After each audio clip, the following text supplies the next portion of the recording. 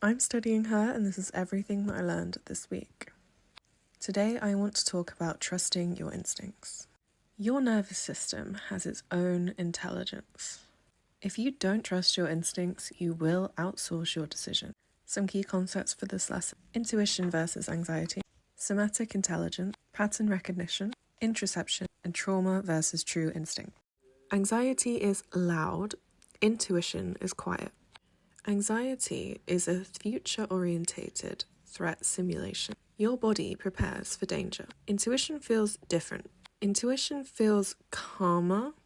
It feels brief. Intuition is really pattern recognition. Your brain is constantly detecting patterns based on your previous experiences. Sometimes it reaches a decision before your conscious mind catches up. Learning to distinguish between anxiety and intuition is the basis of self-trust. Chapter 2. Somatic intelligence.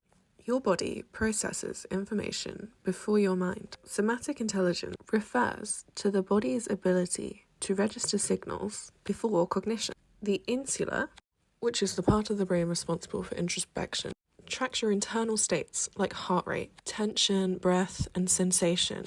What we call a gut feeling is usually just data that your body has accumulated. Not every feeling is intuition. If you have chronic stress or unresolved trauma, your baseline might be hypervigilance. That's not instinct, survival. True intuition is regulated. This is why before we trust our instincts, we have to regulate our nervous system.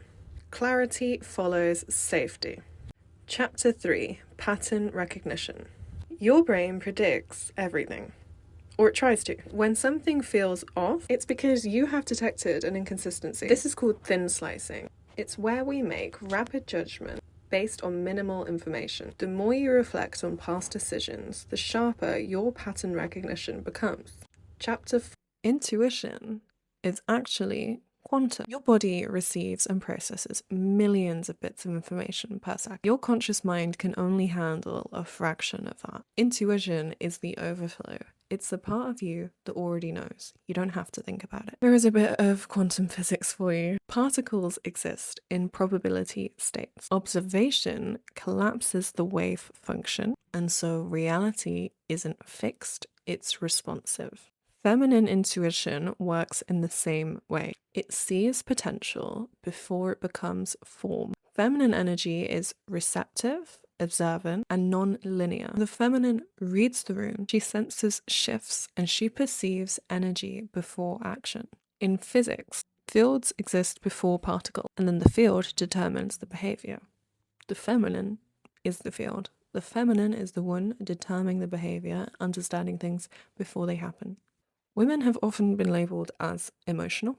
Female intuition has been dismissed as illogical, and the masculine system prioritizes linear reasoning. But intuition isn't illogical, it's just non-linear. All of that means is masculinity predicts outcomes based on the past. Femininity senses all the different possibilities. This is why we can sense when the energy shifts in a relationship.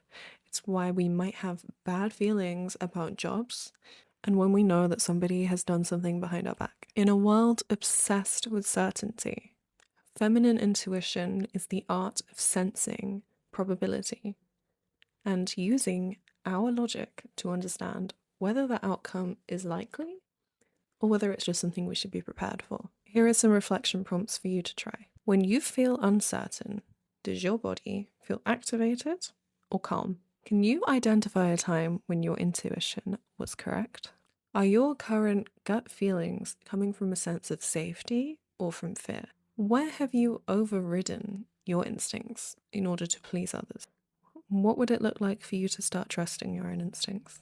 Thank you for listening and learning with me, and I'll see you next week.